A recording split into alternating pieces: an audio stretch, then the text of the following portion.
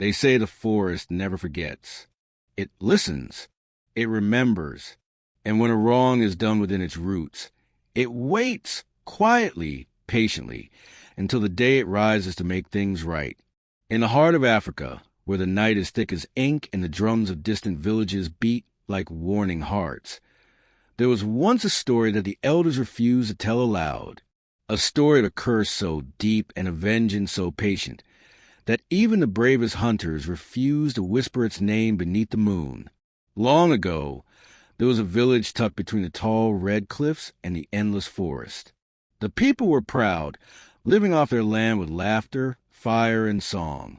At the center of their lives was tradition, the spirits of ancestors, the rhythm of drums, the whispers of storytellers around the fire. They believed every tree had a memory, every river had a soul, and every shadow carried a warning.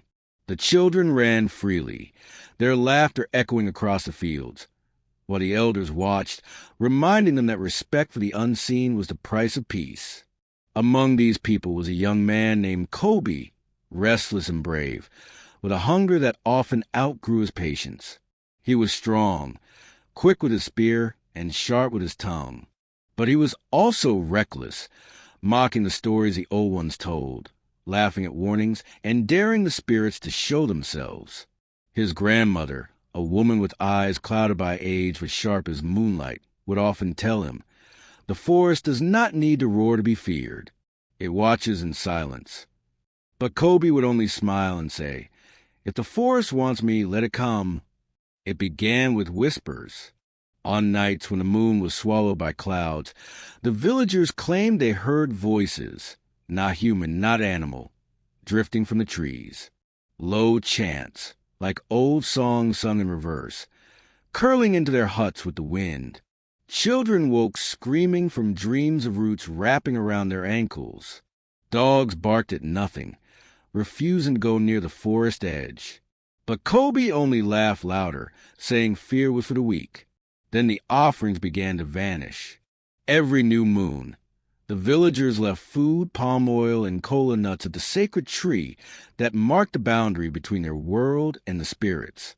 For generations, these offerings had kept balance. But now, each morning, the plates lay overturned, the food gone, the ground stained dark as though burned from beneath. The elders trembled, warning that something ancient had been stirred, something that could not be calmed with empty words. Still, Kofi mocked them. One night, against every warning, he declared he would prove the spirits were nothing but shadows of fear. With his spear in hand and a smirk on his face, he walked into the forest. The drums in the village stopped. No one followed. All that was left was silence and the crackle of his torch as he vanished between the trees. Hours passed, but he did not return. Then came the screams, piercing, broken, and cut short as though swallowed by the earth. The villagers froze, listening to the forest breathe. Then nothing, only silence. When dawn came, Kofi returned, but he was not the same. His eyes, once full of fire, were clouded like storm water. He spoke little, shivered in the heat, and his skin carried strange marks, not cuts, not burns, but lines that twisted like roots beneath his flesh. That night, the village shook.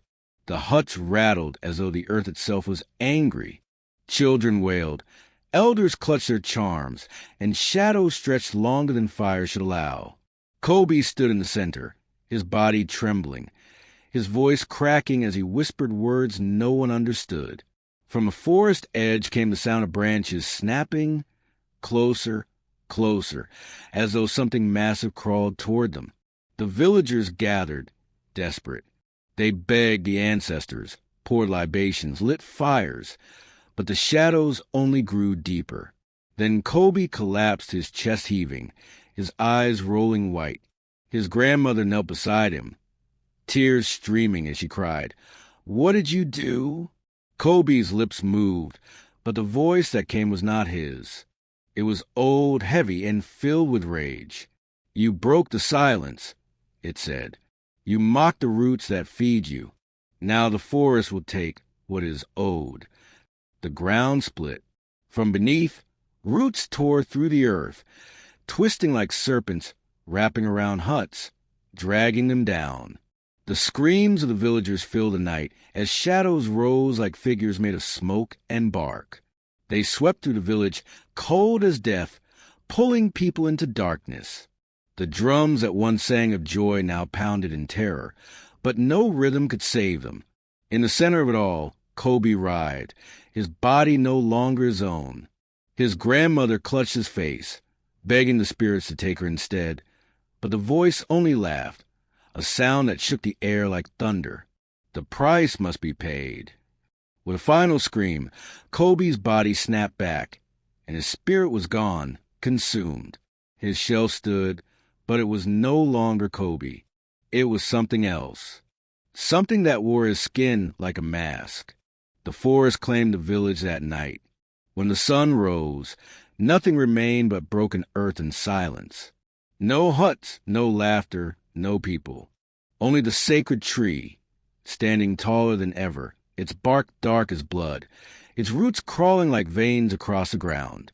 Travelers who passed said they heard faint whispers in the wind, voices begging for release, and the sound of drums beating deep underground. The story spread, whisper from village to village, until it became a warning. Never mock what you cannot see, never laugh at what you do not understand, and never forget that silence does not mean safety. Some say the forest still waits, listening, remembering, and that sometimes on nights when the moon hides, a figure can be seen at the edge of the trees, a young man with clouded eyes, standing still, watching, waiting. And so the elders say, respect the unseen, for the unseen is patient. The roots of the earth hold more than trees. They hold memory. They hold judgment. They hold hunger.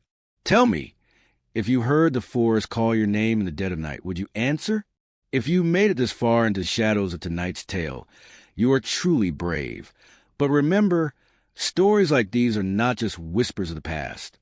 They are warnings for the present. What would you have done if you were in their place?